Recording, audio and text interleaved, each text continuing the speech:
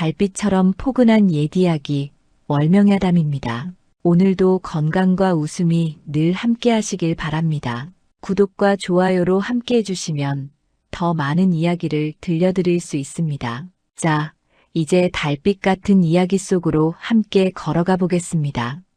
초봄의 바람이 아직 차가운 어느 날, 최씨 문중의 고택 대문이 조용히 열렸습니다. 대문 안으로 들어선 이는 바로 새 며느리 장서현이었지요. 서현은 몰락한 양반가의 딸로 최경모의 혼인이 결정된 날도 그리 기쁜 날은 아니었습니다. 친정 어른들이 서둘러 혼사를 치른 것은 가문의 체면을 지키기 위함이었으니까요. 서현은 조용히 시댁 마당을 둘러보았습니다. 곳곳에 세월의 흔적이 묻어있는 집이었지만 그래도 제법 넉넉해 보이는 살림이었지요. 하지만 서연의 얼굴에는 밝은 기색이 없었습니다. 그저 담담하게 시아버지 최영재에게 첫 인사를 올렸을 뿐이었습니다. 아버님, 며느리 장서연입니다. 최영재는 굳은 얼굴로 며느리를 바라보았습니다. 몰락한 양반가의 딸이라는 것이 마음에 들지 않았지요. 게다가 혼례식 내내 말없이 고개만 숙이고 있던 며느리의 태도도 썩 시원치 않았습니다. 그래, 들어가서 쉬거라. 짧은 말 한마디만 남기고 최영재는 자리를 떠났습니다. 서연은 그런 시아버지의 뒷모습을 조용히 바라보다가 방으로 들어갔지요. 방 안에는 이미 경모가 기다리고 있었습니다. 피곤하지? 오늘 참 긴 하루였네. 경모는 아내를 위로하려 했지만 서연은 그저 고개만 끄덕였을 뿐 별다른 말이 없었습니다. 다만 품속에 작은 보자기만 꼭 안고 있었지요. 경모는 그 보자기가 궁금했지만 차마 물어보지 못했습니다. 혼례를 치른 지 얼마 되지 않은 사이였으니까요. 서연은 시댁살이를 시작한 뒤로도 늘 품속에 그 보자기를 지니고 다녔습니다. 아침에 일어나서도 부엌일을 할 때도 심지어 잠들 때도 곁에 두었지요. 보자기 속에는 낡은 종이 몇 장이 들어있는 것 같았는데 서연은 그것을 아무에게도 보여주지 않았습니다. 최영재는 며느리의 그런 모습이 점점 더 거슬렸습니다. 혼자 무언가를 꼭꼭 숨기고 다니는 모습이 수상하게 느껴진 것이지요. 더욱이 며느리는 말수가 적고 표정도 없어서 무슨 생각을 하는지 알 수가 없었습니다.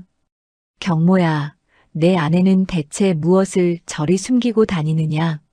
아버지, 그저 친정에서 가져온 물건이겠지요. 크게 신경 쓰실 일은 아닐 것 같습니다. 그래도 밤낮으로 품에 품고 다니는 것이 심상치 않다. 혹시 귀한 물건이라도 있는 것 아니냐? 최영재는 며느리가 친정에서 몰래 가져온 귀한 물건을 숨기고 있는 것은 아닌가 의심하기 시작했습니다. 몰락한 양반가라고는 하지만 혹시 몰래 숨겨둔 재산이 있을지도 모른다는 생각이 들었지요. 그러던 어느 날 마을의 지주 오만양이 최영재를 찾아왔습니다. 오만양은 마을에서 가장 많은 땅을 가진 부자였지만 그만큼 욕심도 많은 사람이었지요. 최영감, 자네 며느리가 귀한 것을 품고 다닌다던데 사실이가? 오영감께서 어찌 그걸 아시오? 마을이 좁은데 소문이 안 들리겠나. 자네 며느리가 밤낮으로 뭔가를 품에 품고 다닌다던데 그게 무엇인지 궁금하지 않은가? 오만양의 말에 최영재는 더욱 의심이 깊어졌습니다. 며느리의 친정이 몰락했다고는 하지만 혹시 숨겨둔 재산 목록이나 땅 문서 같은 것이 있는 것은 아닐까 하는 생각이 들었지요. 자네 며느리가 숨기는 게 분명히 있을 게야. 그걸 확인해보지 그래. 오만양은 교묘하게 최영재의 욕심을 부추겼습니다. 최영재는 마음이 불편해졌지요. 며느리를 믿고 싶었지만 한편으로는 정말 무언가를 숨기고 있는 것 같았습니다. 서연은 시아버지와 오만양이 자신을 의심하고 있다는 것을 눈치챘습니다.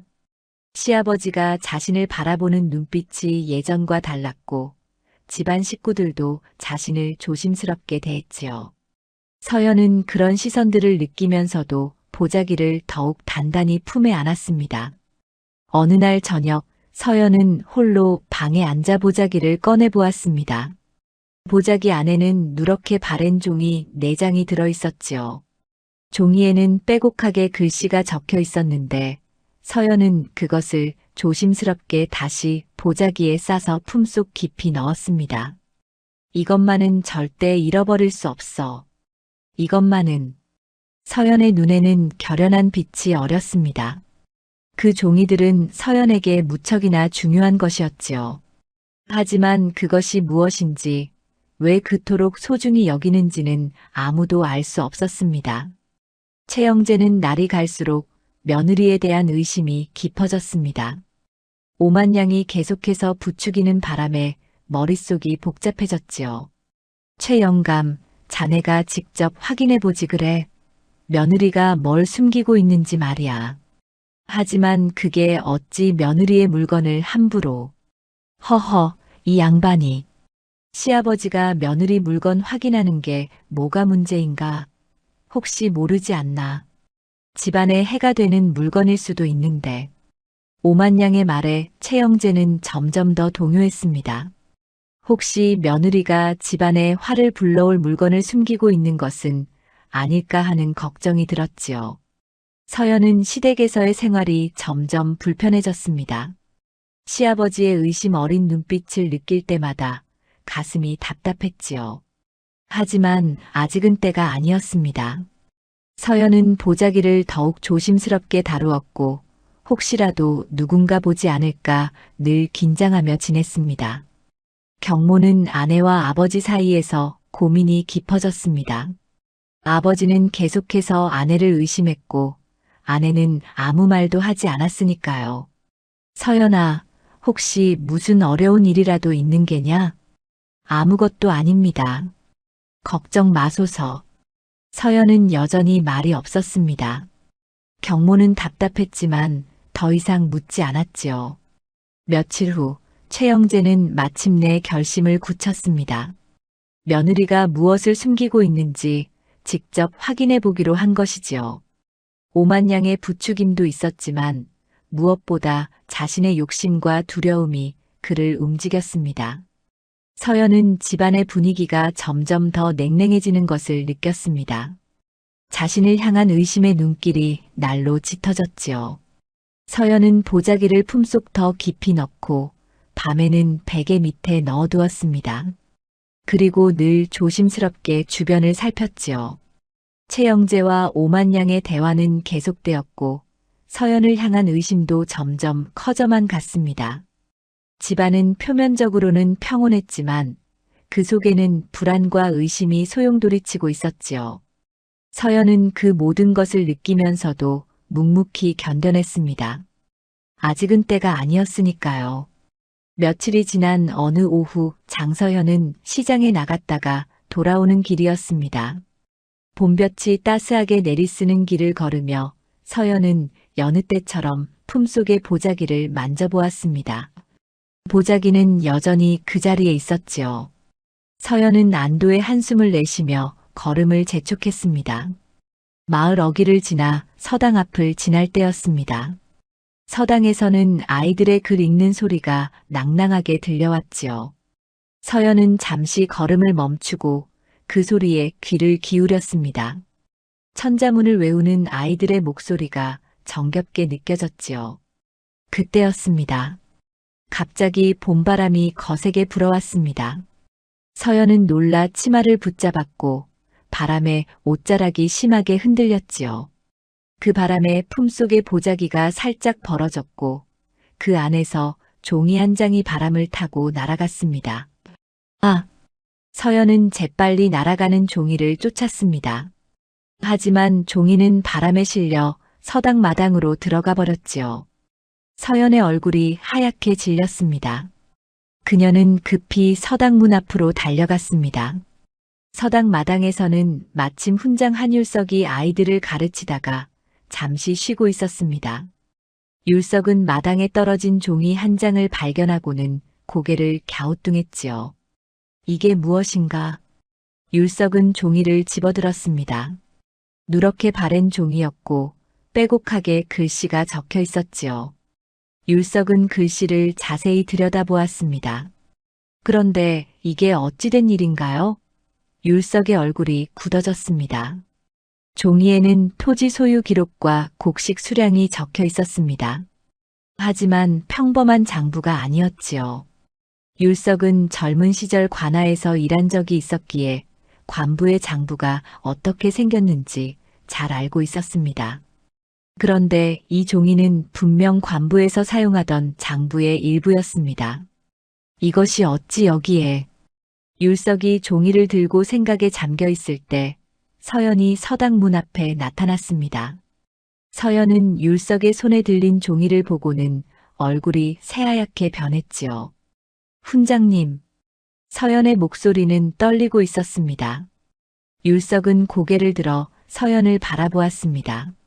서연은 최경모의 아내라는 것을 율석도 알고 있었지요. 최시댁 부인이시군요. 이 종이가 부인의 것입니까? 예, 제 것입니다. 바람에 날아가서. 서연은 다급히 손을 내밀었습니다. 율석은 잠시 망설이다가 종이를 서연에게 건네주었습니다. 하지만 그의 눈빛은 의심으로 가득했지요. 이 종이가 어디서 난 것입니까? 그저 친정에서 가져온 것입니다. 서연은 종이를 받아들고는 황급히 품속에 넣었습니다. 그리고 율석에게 고개를 숙여 인사를 한 뒤 서둘러 자리를 떠났지요. 율석은 멀어지는 서연의 뒷모습을 물끄러미 바라보았습니다. 관부의 장부를 왜 며느리가 가지고 있는 것인가? 율석의 머릿속은 복잡해졌습니다. 평범한 집안의 며느리가 관부 장부를 가지고 있다는 것은 심상치 않은 일이었지요. 게다가 그 장부는 오래된 것처럼 보였습니다. 율석은 고개를 저으며 서당 안으로 들어갔습니다. 서연은 집으로 돌아오는 내내 가슴이 철렁했습니다. 훈장이 종이를 보았다는 것이 큰 문제였지요. 더욱이 율석은 관아에서 일한 경력이 있어 장부의 의미를 알아챘을 것입니다. 서연은 불안한 마음으로 집에 도착했습니다. 집에 도착한 서연은 곧장 방으로 들어가 보자기를 꺼냈습니다. 종이 4장 중 1장이 빠져나갔다가 돌아온 것이지요. 서연은 종이들을 다시 한번 확인하고는 더욱 단단히 보자기를 묶었습니다. 그리고 품속 깊숙이 넣었지요. 그날 저녁 한율석은 마을 주막에서 최영재와 마주쳤습니다. 최영재는 술 한잔 하러 나온 길이었고 율석도 마침 그곳에 있었지요. 훈장님 여기 계셨습니까? 아, 최영감. 마침 잘 만났습니다. 두 사람은 한 상에 앉았습니다. 술 몇 잔을 나누던 율석이 조심스럽게 입을 열었습니다. 최영감, 여쭙고 싶은 것이 있습니다. 무엇이든 물으시오. 영감댁 며느리 말입니다. 혹시 친정이 어디입니까? 최영재는 술잔을 내려놓으며 대답했습니다. 몰락한 양반가라고 들었소. 한양 쪽이라던데 자세한 것은 나도 모르오. 그렇습니까? 율석은 고개를 끄덕이며 생각에 잠겼습니다. 최영재는 율석의 표정이 심상치 않다는 것을 눈치챘지요. 무슨 일이라도 있습니까? 아닙니다. 그저 오늘 며느리를 뵈었는데 참 조용하신 분이더군요. 율석은 더 이상 말하지 않았습니다. 하지만 최영재는 뭔가 숨기는 것이 있다고 느꼈지요. 율석이 괜히 며느리에 대해 물었을 리가 없었습니다. 최영재는 집으로 돌아온 뒤에도 율석의 말이 계속 신경 쓰였습니다. 며느리에 대해 물어본 것이 예사롭지 않았지요. 혹시 며느리가 무슨 문제를 일으킨 것은 아닐까 하는 걱정이 들었습니다. 다음 날 최영재는 오만양을 다시 만났습니다. 오만양은 최영재의 표정을 보고는 무슨 일이 있었다는 것을 직감했지요. 최영감 무슨 일이요? 얼굴이 좋지 않소. 그게 어제 훈장이 며느리에 대해 물어보더이다. 훈장이 왜? 최영재는 어제 있었던 일을 이야기했습니다. 오만양은 듣고 나서 고개를 끄덕였지요. 그것 보시오. 내가 뭐라 했소? 며느리가 뭔가 숨기고 있다고 했지 않소? 하지만 확실한 것은 아니지 않소. 이 양반이. 훈장이 괜히 물어봤겠소? 분명 뭔가 본 게 있을게요. 오만양의 말에 최영재는 더욱 불안해졌습니다. 며느리가 정말 무언가를 숨기고 있다는 확신이 들었지요. 한편 율석은 서당에서 아이들을 가르치면서도 계속 어제 본 종이가 신경 쓰였습니다. 관부의 장부를 일개 며느리가 가지고 있다는 것은 분명 심상치 않은 일이었지요. 율석은 서연을 주시하기로 마음먹었습니다. 서연은 그날 이후로 더욱 조심스러워졌습니다. 밖에 나갈 때도 보자기를 더욱 단단히 묶었고 사람들의 시선을 피하려고 애썼지요. 하지만 이미 훈장이 의심하고 있다는 것을 알고 있었기에 마음이 편치 않았습니다. 최영재의 의심은 날로 깊어져 갔습니다. 훈장까지 며느리를 수상하게 여긴다니 분명 무언가 문제가 있다고 생각했지요. 최영재는 며느리를 더욱 예의주시하기 시작했습니다. 집안의 분위기는 점점 더 무거워졌습니다. 서연은 시아버지와 훈장의 시선을 느끼며 하루하루를 버텼습니다.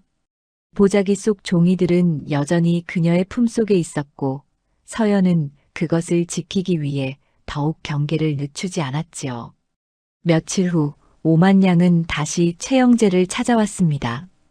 이번에는 더욱 교묘한 말로 최영재를 부추겼지요.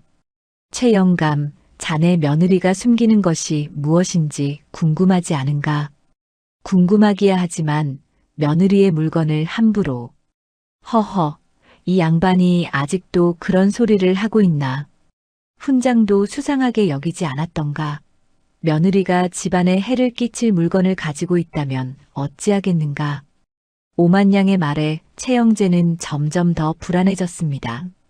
며느리가 혹시 집안을 망칠 무언가를 숨기고 있는 것은 아닐까 하는 두려움이 커졌지요. 자네가 직접 확인해 보게. 며느리 방을 살펴보면 알 수 있지 않겠나? 하지만 그것이 옳은 일인지, 옳고 그름이 중요한가? 집안의 안위가 먼저지. 자네도 가장 아닌가? 오만양은 계속해서 최영재를 설득했습니다. 최영재는 망설였지만 결국 오만양의 말에 넘어가고 말았지요. 겉으로는 집안을 걱정하는 것처럼 보였지만 사실은 며느리가 귀한 것을 숨기고 있을지도 모른다는 욕심이 앞섰습니다. 그날 밤 최영재는 잠을 이루지 못했습니다. 며느리의 방을 뒤져봐야 하나 말아야 하나 고민이 깊었지요. 하지만 오만양의 말이 계속 머릿속을 맴돌았습니다. 결국 최영재는 결심을 굳혔습니다. 다음 날 낮 서연은 장을 보러 나갔습니다. 경모도 일을 하러 나간 사이였지요. 최영재는 이때다 싶어 며느리의 방으로 향했습니다. 가슴이 두근거렸지만 이미 마음을 정한 터였습니다. 최영재는 조심스럽게 방문을 열었습니다. 방 안은 깨끗하게 정돈되어 있었지요. 최영재는 주위를 둘러보며 이곳저곳을 뒤지기 시작했습니다. 옷장을 열어보고 괴짝을 열어보고 베개 밑도 살펴보았습니다. 하지만 아무것도 찾을 수 없었습니다. 며느리가 늘 품에 지니고 다닌다던 보자기는 보이지 않았지요. 최영재는 점점 더 초조해졌습니다. 분명 무언가 있을 것이라고 생각했는데 아무것도 나오지 않았습니다. 그때였습니다. 방문이 열리는 소리가 들렸습니다. 최영재는 깜짝 놀라 돌아보았지요. 문 앞에는 서연이 서 있었습니다. 서연은 장을 보러 나갔다가 깜빡하고 돈주머니를 두고 와서 급히 돌아온 것이었습니다. 아버님. 서연의 목소리는 떨리고 있었습니다. 최영재는 당황하여 어쩔 줄 몰라 했지요. 시아버지가 며느리 방을 몰래 뒤지고 있는 모습을 들킨 것입니다. 이게 나는 최영재는 변명을 하려 했지만 말이 나오지 않았습니다. 서연은 조용히 방 안으로 들어왔습니다. 그리고 최영재를 바라보며 침착하게 말했지요. 무엇을 찾고 계십니까? 그게 내가 무언가를 숨기고 있다는 말을 들어서. 제가 무엇을 숨긴다고 하셨습니까? 서연의 목소리는 여전히 조용했습니다. 하지만 그 속에는 서운함이 묻어 있었지요. 최영재는 며느리의 눈빛을 마주하자 부끄러움이 밀려왔습니다. 훈장이 내가 이상한 물건을 가지고 있다고. 훈장님이 그리 말씀하셨습니까? 서연은 한율석이 자신을 의심하고 있다는 것을 이미 알고 있었습니다. 하지만 시아버지까지 이렇게 자신을 의심할 줄은 몰랐지요. 아버님, 제가 품고 다니는 것은 친정에서 가져온 소중한 물건입니다. 하지만 아직은 말씀드릴 수 없습니다. 왜 말할 수 없느냐? 때가 되면 말씀드리겠습니다. 지금은 아닙니다. 서연은 공손하게 대답했습니다. 하지만 최영재는 며느리의 말을 믿을 수 없었지요. 오히려 더욱 의심스러웠습니다. 내가 숨기는 것이 집안에 해가 되는 것은 아니겠지? 절대 아닙니다. 아버님께 해를 끼칠 일은 없습니다. 최영재는 더 이상 할 말이 없었습니다. 결국 그는 며느리에게 제대로 사과하지도 못한 채 방을 나갔지요. 서연은 홀로 남아 한숨을 깊게 내쉬었습니다. 최영재는 방에서 나온 뒤에도 마음이 편치 않았습니다. 며느리를 의심하고 몰래 방을 뒤진 것이 부끄러웠지요. 하지만 한편으로는 며느리가 여전히 무언가를 숨기고 있다는 생각이 들었습니다. 그날 저녁 경모가 집에 돌아왔습니다. 경모는 아버지와 아내의 표정이 모두 좋지 않다는 것을 눈치챘지요. 무슨 일이라도 있었습니까? 경모가 물었지만 아버지도 아내도 제대로 대답하지 않았습니다. 경모는 불안한 마음으로 밤을 보냈지요. 다음 날 최영재는 오만양을 다시 만났습니다.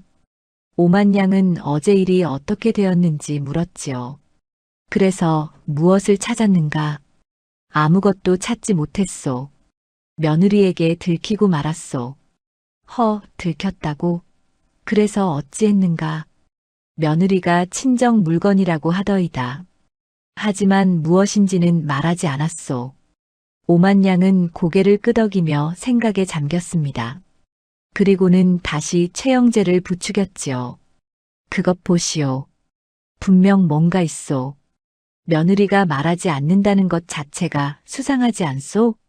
하지만 이미 들킨 마당에 어찌하겠소. 자네가 계속 지켜보면 되지 않겠나. 며느리를 더 면밀히 살펴보게. 오만양의 말에 최영재는 고개를 끄덕였습니다. 그는 며느리를 계속 의심하기로 마음먹었지요. 한편 서연은 이제 더 이상 집안에서 편히 지낼 수 없다는 것을 깨달았습니다. 시아버지가 자신을 완전히 의심하고 있었고 훈장도 자신을 주시하고 있었습니다. 서연은 보자기를 더욱 조심스럽게 다루었지요. 최영재는 그날 이후로 며느리를 대하는 태도가 더욱 차갑고 적대적으로 변했습니다. 식사 때도 며느리를 곱지 않은 시선으로 바라보았고 며느리가 밖에 나갈 때마다 어디 가는지 물었지요. 서연은 그런 시아버지의 태도를 견디며 하루하루를 버텼습니다. 하지만 마음은 점점 더 무거워졌지요. 언제까지 이렇게 숨기고 살아야 하는지, 언제쯤 진실을 밝힐 수 있을지 알 수 없었습니다. 경모는 아버지와 아내 사이에서 괴로웠습니다. 아버지는 아내를 의심했고 아내는 아무 말도 하지 않았습니다. 경모는 어느 편을 들어야 할지 혼란스러웠지요. 집안의 분위기는 날로 냉랭해져 갔습니다. 최영재의 의심은 더욱 깊어졌고 서연은 더욱 조심스러워졌습니다. 그리고 멀리서 한율석은 여전히 서연을 주시하고 있었지요. 폭풍전야와 같은 고요함이 집안을 감싸고 있었습니다. 며칠 후 최 씨 집안 대문 앞에 한 젊은 여인이 나타났습니다. 여인은 말끔한 옷차림에 당당한 걸음걸이를 하고 있었지요. 마을 사람들은 낯선 여인을 보며 수군거렸습니다. 저 여인은 누구인가? 처음 보는 얼굴인데 어디서 온 것일까? 여인은 주저없이 최 씨 집안으로 들어갔습니다. 마당에 있던 최영재는 낯선 여인을 보고 의아해했지요. 누구시오? 장서현의 동생 장하진입니다. 언니를 뵈러 왔습니다. 하진의 목소리는 분명했습니다. 최영재는 며느리에게 동생이 있다는 말을 들은 적이 없었지요. 하지만 여인의 당찬 모습에 눌려 아무 말도 하지 못했습니다. 언니, 더 왔어요. 하진은 큰 소리로 언니를 불렀습니다. 방 안에 있던 서연은 동생의 목소리를 듣고 깜짝 놀라 밖으로 나왔지요. 하진아, 내가 어찌. 언니, 오래간만이지? 보고 싶어서 왔어. 두 자매는 반갑게 서로를 껴안았습니다.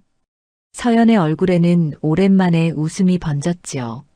하진은 언니를 꼭 안으며 귓속말로 물었습니다. 언니, 괜찮아? 응, 괜찮아. 하지만 서연의 목소리는 그리 괜찮아 보이지 않았습니다. 하진은 언니의 상황을 직감했지요. 저녁 식사 시간이 되었습니다. 최영재는 며느리의 동생이 왔다고 하니 상을 차리라 했지요. 하지만 그의 태도는 여전히 차갑고 불편해 보였습니다. 식사 중에 최영재는 하진을 힐끔힐끔 쳐다보았습니다. 하진은 그런 시선을 느끼면서도 태연하게 밥을 먹었지요.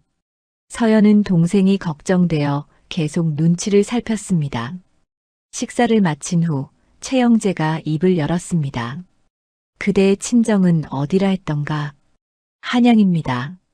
한양이면 멀지 않은가? 혼자 오기 힘들었겠구려. 괜찮습니다. 언니가 보고 싶었으니까요. 하진의 대답은 짧고 명확했습니다. 최영재는 더 이상 말을 잇지 못했지요. 밤이 되자 서연과 하진은 방에서 둘만의 이야기를 나누었습니다. 하진은 언니의 손을 꼭 잡으며 물었지요.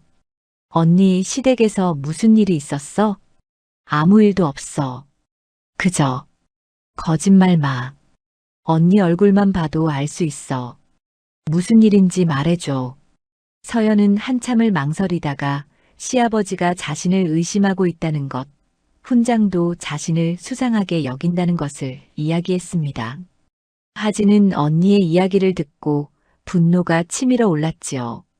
시아버지께서 언니 방을 뒤지셨다고? 어떻게 그런 일이? 조용히 해. 들릴라. 아니, 이건 너무하잖아. 언니가 무슨 잘못을 했다고. 하진은 언니를 감싸 안으며 눈물을 흘렸습니다. 서현도 동생의 품에서 조용히 눈물을 흘렸지요. 다음 날 아침 하진은 최영재를 마주쳤습니다. 최영재는 마당을 거닐고 있었고 하진은 그에게 다가갔지요. 대감께 여쭐 말씀이 있습니다. 무엇이오? 제 언니가 무슨 잘못을 했습니까? 하진의 목소리는 단호했습니다. 최영재는 당황하여 말했지요. 잘못이라니 무슨 말이오? 언니를 의심하고 계시지 않습니까? 언니가 무언가를 숨긴다고 생각하시는 것 같은데 그것이 무엇이든 언니를 해칠 이유는 없을 것입니다. 그것은 내 집안일이오. 그대가 참견할 일이 아니지 않소? 언니는 제 가족입니다. 언니가 힘들어한다면 제가 나설 수밖에 없습니다. 하진과 최영재의 대화는 점점 날이 서갔습니다. 방 안에서 일을 듣고 있던 서연은 급히 밖으로 나왔지요. 하진아, 그만해. 언니, 가만히 있어. 이건 제대로 짚고 넘어가야 해. 하진은 다시 최영재를 향해 말했습니다. 영감께서는 며느리를 믿지 못하십니까? 언니는 이 집안에 해를 끼칠 사람이 아닙니다. 내가 어찌 며느리를 믿지 못한다 했소? 다만 무엇입니까? 의심하시는 것과 믿지 못하는 것이 무엇이 다릅니까? 최영재는 할 말을 잃었습니다. 하진의 말이 틀리지 않았기 때문이지요. 그는 분명 며느리를 의심하고 있었고 그것은 믿지 못한다는 뜻이나 다름없었습니다. 그때 경모가 밖에서 돌아왔습니다. 경모는 아버지와 처제, 그리고 아내가 대치하고 있는 모습을 보고 놀랐지요. 무슨 일입니까? 아무 일도 아니다. 들어가거라. 최영재는 불편한 표정으로 자리를 떠났습니다. 하진은 언니를 돌아보며 안타까운 눈빛을 보냈지요. 언니, 미안해. 내가 너무 나섰나 봐. 아니야. 고마워, 하진아. 경모는 아내와 처제를 번갈아 보며 무슨 일이 있었는지 궁금해했습니다. 하지만 아무도 자세히 이야기해주지 않았지요. 그날 이후로 집안 분위기는 더욱 냉랭해졌습니다. 최영재는 하진이 자신을 나무랐다는 것이 못마땅했고 며느리가 동생까지 불러 자신에게 대항한다고 생각했지요. 하진은 며칠을 더 머물렀습니다. 그동안 하진은 언니를 보살피고 시아버지의 눈치를 살폈습니다. 하진의 존재는 서연에게 큰 위안이 되었지요. 어느 날 저녁 하진은 언니와 조용히 대화를 나누었습니다. 언니, 그 보자기 속에 뭐가 들었는지 말해줄 수 있어? 아직은 안 돼. 때가 되면 모두에게 보여줄 거야. 알겠어. 하지만 언니 혼자 버티지 마. 힘들면 나한테 연락해. 고맙다, 하진아.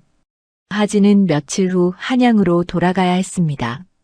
떠나는 날 하진은 언니를 꼭 껴안으며 말했지요. 언니, 꼭 이겨내. 나는 언니를 믿어. 응, 걱정 마. 잘 갈 거야. 하진이 떠난 후 서연은 다시 혼자가 되었습니다. 하지만 동생의 방문 덕분에 서연의 마음은 조금 더 단단해졌지요. 이제 서연은 언제 진실을 밝힐지 고민하기 시작했습니다. 최영재는 하진이 떠난 후에도 여전히 불편한 마음이었습니다. 며느리의 동생에게 핀잔을 들었다는 것이 자존심 상했지요. 그는 며느리에 대한 의심을 거두지 않았습니다. 경모는 아버지와 아내 사이에서 점점 더 괴로워졌습니다. 아내를 믿고 싶었지만 아버지의 의심도 무시할 수 없었지요. 경모는 조만간 결정을 내려야 할 것 같았습니다. 누구의 편에 설 것인지 말이지요. 며칠 후 서연은 장을 보러 나갔다가 돌아오는 길에 서당 앞을 지나게 되었습니다. 마침 아이들의 글 공부가 끝난 시간이었고 서당 마당에는 한율석만 홀로 앉아 있었지요. 율석은 서연을 보자 조심스럽게 손짓했습니다. 서연은 잠시 망설였지만 율석의 진지한 표정을 보고는 다가갔습니다. 부인, 잠시 말씀 나눌 수 있겠습니까? 무슨 일이십니까? 서연의 목소리는 경계심이 묻어 있었습니다. 율석은 주위를 둘러보고는 낮은 목소리로 말했지요. 부인께서 품고 계신 그 문서에 대해 이야기하고 싶습니다. 서연의 얼굴이 굳어졌습니다. 율석은 서둘러 말을 이었습니다. 놀라지 마십시오. 저는 부인을 해치려는 것이 아닙니다. 오히려 도우려 합니다. 도우시겠다고요? 예. 제가 젊은 시절 관아에서 일했다고 말씀드렸지요.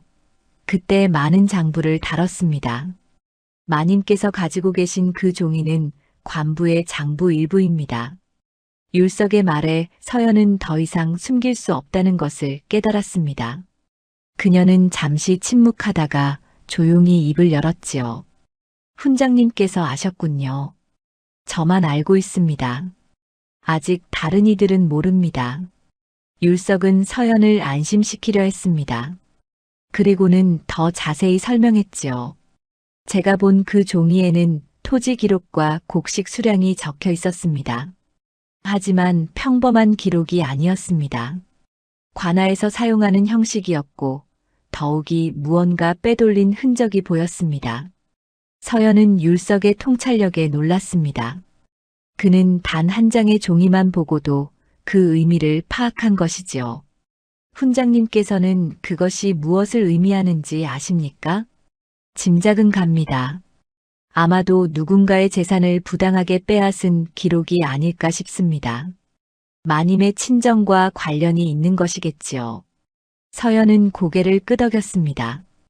율석의 추측은 정확했습니다. 그렇습니다. 제 친정의 재산을 누군가 빼앗아 갔습니다. 그 증거가 바로 그 문서입니다. 율석은 심각한 표정을 지었습니다. 그리고는 서연에게 경고했지요. 부인, 그 문서는 매우 위험합니다. 만약 잘못된 사람에게 알려지면 부인께 해가 될 수 있습니다. 어떤 해 말입니까? 그 문서에 연루된 자가 마을에 있다면 그 자는 부인을 해칠 수도 있습니다. 문서가 드러나면 자신의 죄가 밝혀질 테니까요. 서연은 율석의 말에 오싹함을 느꼈습니다. 그녀는 이미 그 위험을 알고 있었지만 율석의 입을 통해 다시 듣고 나니 더욱 두려워졌지요. 그렇다면 훈장님께서는 어찌하라 하십니까? 지금은 조심하셔야 합니다. 아직 때가 아닙니다. 하지만 언젠가는 그 문서를 세상에 내놓아야 할 것입니다. 그때가 되면 제가 도와드리겠습니다. 율석의 말에 서연은 안도의 한숨을 내쉬었습니다. 이제 자신의 편이 생긴 것 같았지요. 감사합니다, 훈장님. 큰 힘이 됩니다. 부인, 한 가지 더 여쭙겠습니다. 그 문서에 적힌 사람이 누구입니까? 서연은 잠시 망설였습니다. 하지만 율석이 진심으로 자신을 도우려 한다는 것을 느꼈기에 조심스럽게 대답했지요. 오만양이라는 이름이 나옵니다. 율석의 얼굴이 굳어졌습니다. 오만양은 마을의 지주이자 큰 영향력을 가진 인물이었습니다. 율석은 이제야 상황의 심각성을 완전히 이해했지요. 오만양이라면 이것은 생각보다 큰 일입니다. 그래서 제가 조심하고 있었습니다. 그자는 힘이 있고 제가 함부로 드러냈다가는 알겠습니다. 부인께서는 더욱 조심하셔야 합니다. 오만양은 교활한 자입니다. 그가 눈치채면 큰 위험이 닥칠 것입니다. 율석은 서연에게 당부했습니다. 서연은 고개를 끄덕이며 율석의 말을 마음에 새겼지요. 훈장님, 그렇다면 언제 그 문서를 내놓아야 할까요? 아직은 아닙니다. 부인께서 혼자 감당하기에는 너무 큽니다. 먼저 믿을 만한 사람들을 모아야 합니다. 부인의 남편은 아십니까? 아직 말하지 못했습니다. 그렇다면 조만간 말씀하시는 것이 좋겠습니다. 부인의 편이 되어주실 것입니다. 서연은 율석의 조언에 고개를 끄덕였습니다. 경모에게도 이제 진실을 말해야 할 때가 온 것 같았지요. 제가 너무 많은 것을 혼자 감당하려 했나 봅니다. 부인께서는 지금까지 잘 버티셨습니다. 하지만 이제는 도움을 받으셔야 합니다. 혼자서는 이길 수 없는 싸움입니다. 율석은 서연을 격려했습니다. 서연은 오랜만에 마음이 조금 가벼워지는 것을 느꼈지요. 훈장님, 정말 감사합니다. 천만에요. 부당한 일을 바로잡는 것은 선비의 도리입니다. 제가 할 수 있는 일이 있다면 언제든 말씀하십시오. 두 사람은 그렇게 대화를 마쳤습니다. 서연은 율석과 헤어진 뒤 집으로 돌아오는 길에 많은 생각을 했습니다. 이제 경모에게도 진실을 말해야 할 것 같았지요. 그날 밤 서연은 경모를 불렀습니다. 경모는 아내가 심각한 표정을 짓고 있는 것을 보고 긴장했지요. 무슨 일이요? 서방님께 말씀드릴 것이 있습니다. 서연은 조심스럽게 입을 열었습니다. 그리고는 지금까지 숨겨왔던 이야기를 하나씩 꺼내기 시작했지요. 보자기 속 문서에 대한 이야기, 친정 재산이 빼앗긴 이야기, 그리고 오만량이 그 일에 연루되어 있다는 이야기까지 말입니다. 경모는 아내의 이야기를 듣고 충격을 받았습니다. 아내가 그토록 큰 비밀을 혼자 간직하고 있었다는 것이 믿기지 않았지요. 그런 일이 왜 진작 말하지 않았소? 아직 때가 아니었습니다. 하지만 이제는 도련님께 말씀드려야 할 것 같았습니다. 경모는 아내의 손을 꼭 잡았습니다. 그리고는 단호하게 말했지요. 내가 당신을 지키겠소. 이제 혼자 싸우지 마시오. 서연은 남편의 말에 눈물을 흘렸습니다. 오랜만에 느끼는 안도감이었지요. 이제 서연은 더 이상 혼자가 아니었습니다. 율석과 경모, 그리고 동생 하진까지 서연을 도울 사람들이 하나둘씩 생기고 있었습니다. 하지만 동시에 위험도 커지고 있었습니다. 오만양이 눈치채기 전에 서연은 행동해야 했지요. 시간이 얼마 남지 않았습니다. 며칠 후 오만양은 다시 최영재를 찾아왔습니다. 이번에는 더욱 강경한 태도로 최영재를 압박했지요. 최영감, 자네는 언제까지 며느리에게 끌려다닐 작정인가? 무슨 말씀이시오? 며느리가 무언가를 숨기고 있다는 것은 분명하지 않은가? 그런데도 자네는 아무것도 하지 않고 있지 않은가? 오만양의 목소리에는 다급함이 묻어 있었습니다. 그는 서연이 가진 문서가 자신과 관련이 있다는 것을 어렴풋이 눈치채고 있었지요. 하지만 며느리를 어찌하겠소. 이미 들킨 일도 있고, 그러니까 더욱 확실하게 해야지. 며느리를 내쫓고 그 종이를 찾아내야 하네. 최영재는 오만양의 말에 놀랐습니다. 며느리를 내쫓으라니 그것은 너무 지나친 일이었지요. 며느리를 내쫓다니 그건 너무. 최영감, 자네 집안을 지키고 싶지 않은가? 며느리가 숨기는 것이 집안에 화를 부를 수도 있네. 그 전에 손을 써야 하네. 오만양은 계속해서 최영재를 부추겼습니다. 최영재는 점점 오만양의 말에 설득되어 갔지요. 며느리가 정말 집안에 해를 끼칠지도 모른다는 두려움이 커졌습니다. 그날 오후 최영재는 마당에 식구들을 모두 불러 모았습니다. 경모와 서연도 마당으로 나왔지요. 최영재의 표정은 그 어느 때보다 굳어 있었습니다. 오늘 너희들에게 할 말이 있다. 최영재의 목소리는 차갑고 단호했습니다. 서연은 불길한 예감이 들었지요. 서현, 내가 품고 다니는 그것이 무엇이냐? 아버님 말씀드렸듯이 친정에서 가져온. 그만. 더 이상 거짓말을 듣고 싶지 않다. 내가 무언가를 숨기고 있다는 것은 이제 마을 사람들도 다 아는 일이다. 최영재는 목소리를 높였습니다. 서연은 당황했지만 침착하게 대답하려 했지요. 아버님, 저는 거짓말을 한 적이. 입 닥쳐라. 내가 집안에 해를 끼치기 전에 내가 먼저 손을 쓰겠다. 당장 그 보자기를 내놓아라. 최영재의 호통에 마당의 공기가 얼어붙었습니다. 경모는 아버지의 태도에 놀라나섰지요. 아버지, 너무 심하십니다. 내가 참견할 일이 아니다. 물러나거라.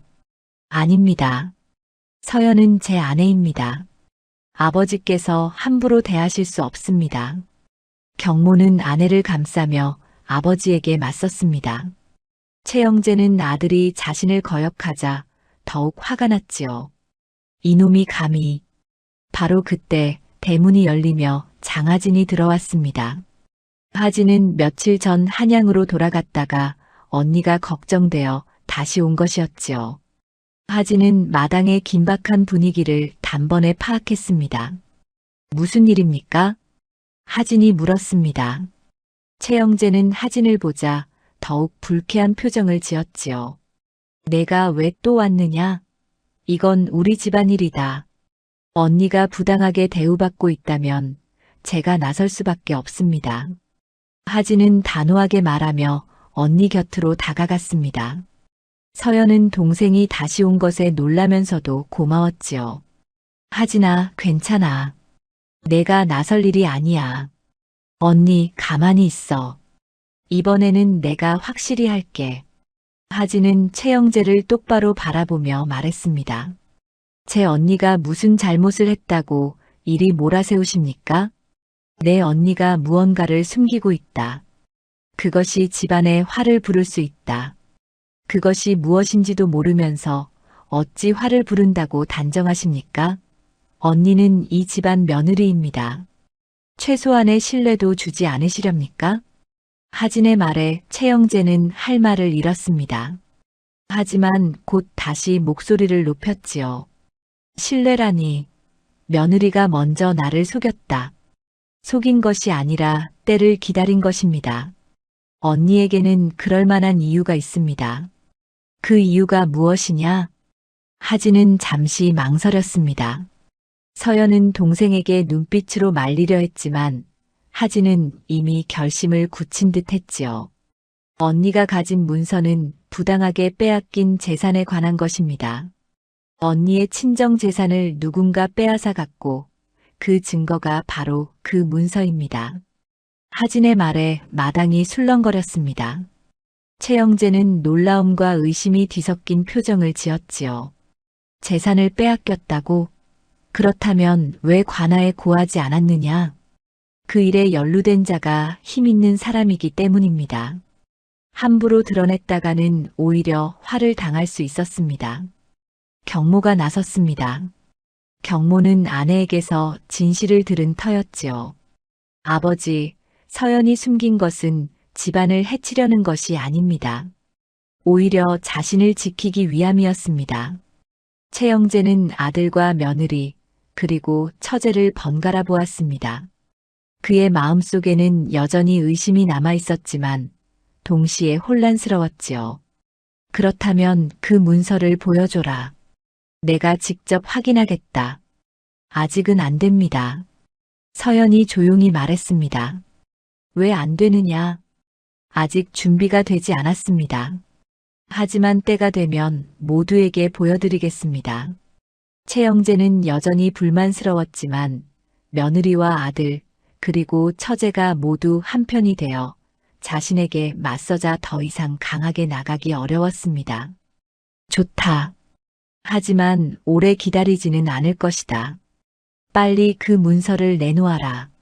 최영재는 그렇게 말하고는 마당을 떠났습니다.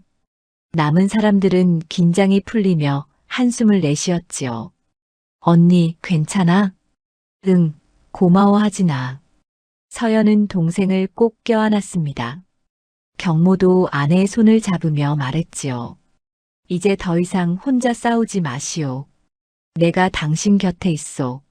서연은 남편과 동생을 보며 눈물을 흘렸습니다. 이제 자신에게는 든든한 편이 생긴 것이지요. 하지만 한편으로는 불안했습니다. 이제 최영재도 문서의 존재를 확실히 알게 되었고 곧 오만양의 귀에도 들어갈 것입니다. 서연은 더 이상 미룰 수 없다는 것을 깨달았지요. 조만간 모든 것을 드러내야 할 때가 올 것입니다. 경모는 아내를 보며 다짐했습니다. 이제 자신은 아버지 편이 아니라 아내 편에 서기로 마음먹은 것이지요. 무슨 일이 있어도 아내를 지키겠다고 결심했습니다. 그날 밤 서연은 오랜 고민 끝에 결심을 굳혔습니다. 더 이상 미룰 수 없다는 것을 깨달은 것이지요. 서연은 경모와 하진 그리고 한율석을 불러 모았습니다. 오늘 여러분께 보여드릴 것이 있습니다. 서연의 목소리는 떨리고 있었지만 그 속에는 결연함이 담겨 있었습니다. 서연은 품속에서 보자기를 꺼냈지요. 그리고 조심스럽게 보자기를 풀었습니다. 보자기 안에는 누렇게 바랜 종이 4장이 들어 있었습니다. 서연은 종이들을 하나씩 펼쳐 보였지요. 경모와 하진, 율석은 숨을 죽이고 종이를 바라보았습니다. 이것이 제가 그토록 지켜온 문서입니다. 서연은 4장의 종이를 차례로 늘어놓았습니다. 율석이 먼저 종이들을 자세히 살펴보았지요. 이것들을 맞춰보면 율석은 종이들의 찢어진 부분을 확인하며 조심스럽게 맞춰보았습니다. 놀랍게도 4장의 종이는 원래 하나의 문서였던 것이지요. 율석이 종이들을 완전히 맞춰놓자 하나의 장부가 완성되었습니다. 이것은 관아의 토지 장부입니다. 율석의 목소리는 침중했습니다. 경모가 다가와 장부를 들여다보았지요. 여기 적힌 것이 무엇입니까? 토지 소유 기록과 곡식 수량입니다. 하지만 여기 보십시오. 율석은 장부의 한 부분을 가리켰습니다. 거기에는 장서현의 친정 재산 목록이 적혀 있었지요. 하지만 소유주 이름이 지워지고 다른 이름으로 고쳐져 있었습니다. 원래 소유주는 장씨 가문이었습니다. 하지만 누군가 이름을 고쳐 자신의 것으로 만들었습니다. 그 이름이 누구입니까? 경모가 물었습니다. 율석은 장부를 가리키며 대답했지요. 오만양입니다. 그리고 여기 또 다른 이름이 있습니다. 당시 고을 관리였던 박용서라는 자입니다. 하진이 분노하며 말했습니다. 두 사람이 짜고 언니 집안 재산을 빼앗은 것이로군요.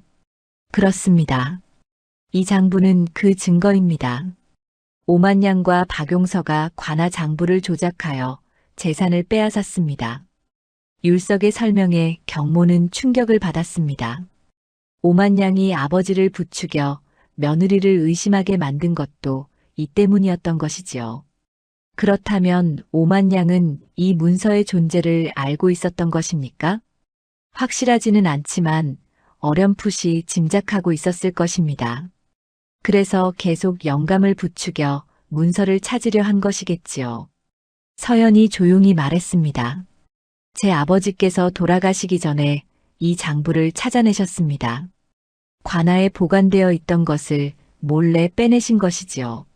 하지만 그 일이 들통날까 두려워 네 조각으로 찢어 숨기셨습니다. 그렇다면 부인의 아버님께서는 아버지께서는 이 장부를 찾은 직후 갑자기 돌아가셨습니다. 저는 그것이 우연이 아니라고 생각합니다. 서연의 목소리는 떨렸습니다. 율석은 고개를 끄덕이며 말했지요. 오만양과 박용서가 눈치챘을 가능성이 있습니다. 이것은 매우 위험한 문서입니다. 경모가 아내의 손을 꼭 잡았습니다. 그래서 당신이 그토록 조심스럽게 숨기고 있었던 것이군요. 함부로 드러냈다가는 오히려 제가 해를 입을까 두려웠습니다. 하지만 이제는 더 이상 숨길 수 없습니다. 율석이 말했습니다. 이제 이 문서를 사또께 가져가야 합니다. 사또께서 조사하시면 진실이 밝혀질 것입니다. 하지만 오만양은 힘 있는 자입니다. 사또께서 믿어주시겠습니까? 하진이 걱정스럽게 물었습니다. 율석은 문서를 다시 한번 살펴보며 대답했지요. 이 문서는 관아의 정식 장부입니다. 형식과 인장이 모두 갖춰져 있습니다. 사또께서 조사하시면 진위를 가릴 수 있을 것입니다. 경모가 결연한 표정으로 말했습니다. 내일 당장 관아로 가겠습니다. 제가 함께 가겠습니다. 저도 가겠습니다. 하진도 손을 들었습니다. 율석이 말했지요. 저도 동행하겠습니다. 제가 장부에 대해 설명할 수 있습니다. 서연은 세 사람을 바라보며 눈시울이 붉어졌습니다. 오랜 시간 혼자 견뎌왔던 무게를 이제 함께 나눌 수 있게 된 것이지요. 감사합니다. 모두. 네 사람은 그날 밤 늦도록 관아에 가서 어떻게 말할지, 어떤 증거를 제시할지 의논했습니다. 율석은 문서의 형식과 내용을 자세히 설명했고, 경모는 아내를 지키기 위해 무엇을 해야 할지 고민했지요. 다음 날 아침 일찍 네 사람은 관아로 향했습니다. 서연은 보자기에 문서를 다시 싸서 품에 안았습니다. 이제 마지막 순간이 다가온 것이지요. 관아에 도착한 네 사람은 사또를 뵙기 위해 기다렸습니다. 잠시 후 사또가 나타났지요. 사또는 낯선 일행을 보며 물었습니다. 무슨 일로 찾아왔는가? 율석이 앞으로 나서며 말했습니다. 사또, 중대한 일을 고하러 왔습니다. 이 여인이 가진 문서를 보시면 아실 것입니다. 서연은 떨리는 손으로 보자기를 꺼내 사또 앞에 놓았습니다. 사또는 문서를 펼쳐보았지요. 그리고는 표정이 굳어졌습니다. 이것이 어디서 난 것인가? 이 여인의 아버님께서 찾아내신 것입니다. 관아의 토지 장부를 누군가 조작한 증거입니다. 사또는 문서를 자세히 살펴보았습니다. 오랜 관아 생활로 장부의 진위를 가리는 눈이 있었지요. 이것은 분명 우리 관아의 장부가 맞다. 하지만 조작된 흔적이 보이는구나. 사또는 심각한 표정으로 율석을 바라보았습니다. 자세히 이야기해 보시오. 율석은 문서에 대해 설명하기 시작했습니다. 오만양과 박용서가 어떻게 재산을 빼앗았는지, 장서현의 친정이 어떻게 몰락했는지 차근차근 이야기했지요. 사또는 이야기를 다 듣고 나서 고개를 끄덕였습니다. 이것은 중대한 일이다. 즉시 조사에 들어가겠다. 오만양과 박용서를 불러들이도록 하라. 사또의 명령에 관속들이 움직이기 시작했습니다. 서연은 마침내 긴 싸움의 첫 걸음을 내디딘 것이지요. 경모는 아내의 손을 꼭 잡으며 속삭였습니다. 이제 끝이 보입니다. 조금만 더 힘내시오. 서연은 고개를 끄덕이며 눈물을 흘렸습니다. 오랜 시간 품속에 감춰왔던 진실이 드디어 세상 밖으로 나온 것이었습니다. 사흘 후 관아에서는 본격적인 조사가 시작되었습니다. 사또는 오만양과 박용서를 불러들였고 관아의 오래된 장부들을 모두 꺼내 대조하기 시작했지요. 오만양은 관아에 불려갔을 때만 해도 여유로운 표정이었습니다. 자신이 무슨 일로 불려갔는지 짐작하지 못한 것이지요. 사또, 저를 부르셨다니 무슨 일이십니까? 오만양, 내가 장씨 가문의 재산을 빼앗은 일에 대해 묻겠다. 사또의 말에 오만양의 얼굴이 굳어졌습니다. 그는 재빨리 부인했지요. 무슨 말씀이십니까? 저는 그런 일을 한 적이 없습니다. 그렇다면 이것을 보아라. 사또는 서연이 가져온 문서를 오만양 앞에 놓았습니다. 오만양은 문서를 보자 얼굴이 새하얗게 변했지요. 이것이 어디서? 내가 아는 문서로구나. 이것은 관아의 토지 장부다. 내가 박용서와 짜고 장씨 가문의 재산을 빼앗은 증거지. 오만양은 더 이상 부인할 수 없었습니다. 사또는 관속들에게 명령했지요. 박용서도 당장 잡아들여라. 관속들이 움직였고 얼마 후 박용서가 끌려왔습니다.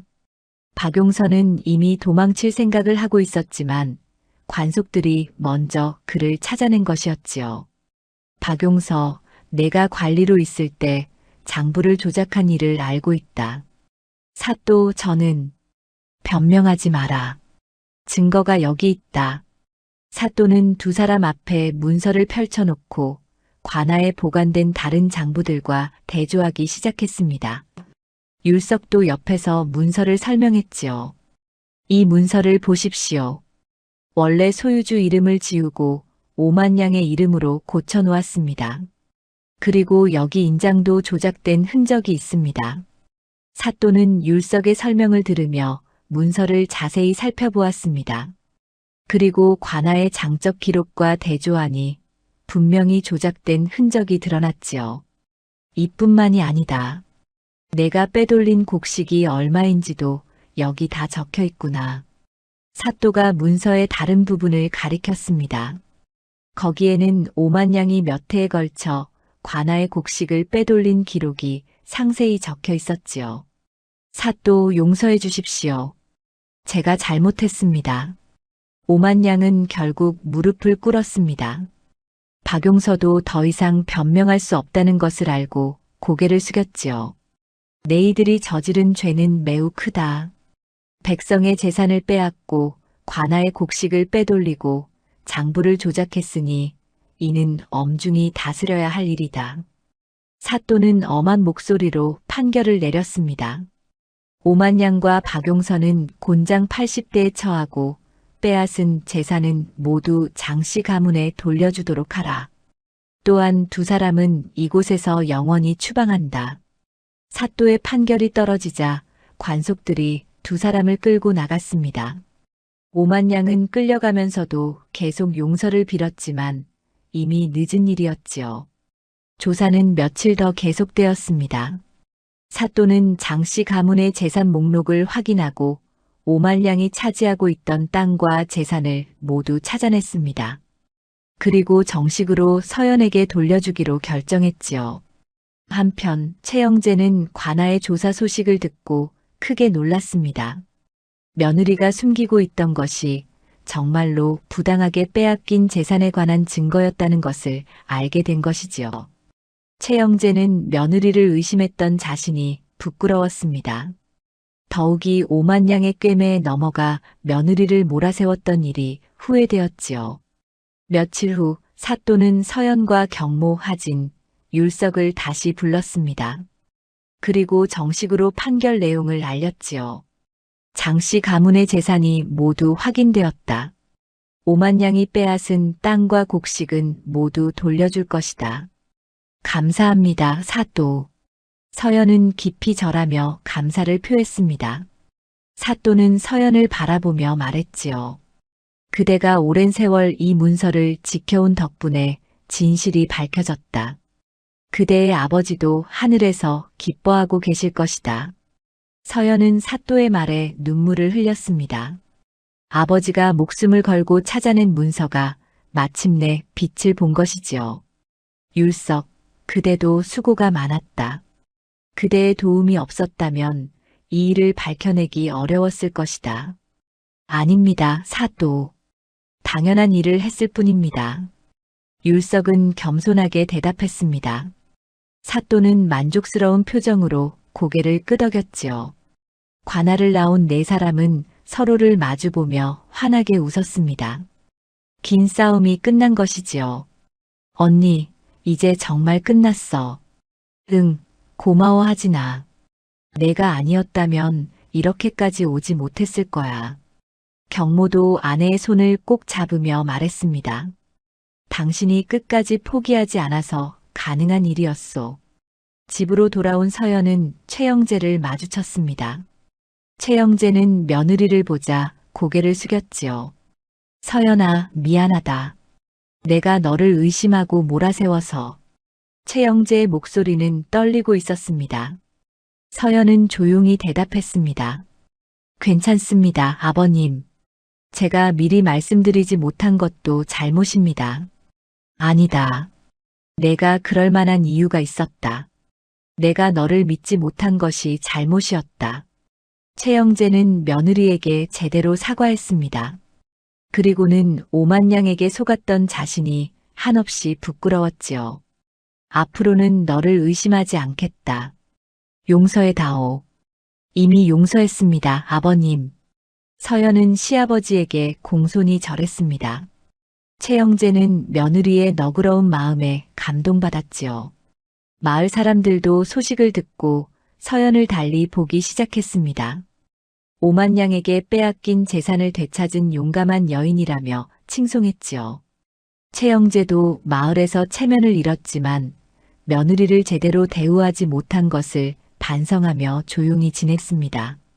서연은 마침내 오랜 짐을 내려놓았습니다. 품속에 지니고 다니던 보자기는 이제 필요 없었지요. 서연은 보자기를 정성스럽게 개어 장롱 깊숙이 넣어두었습니다.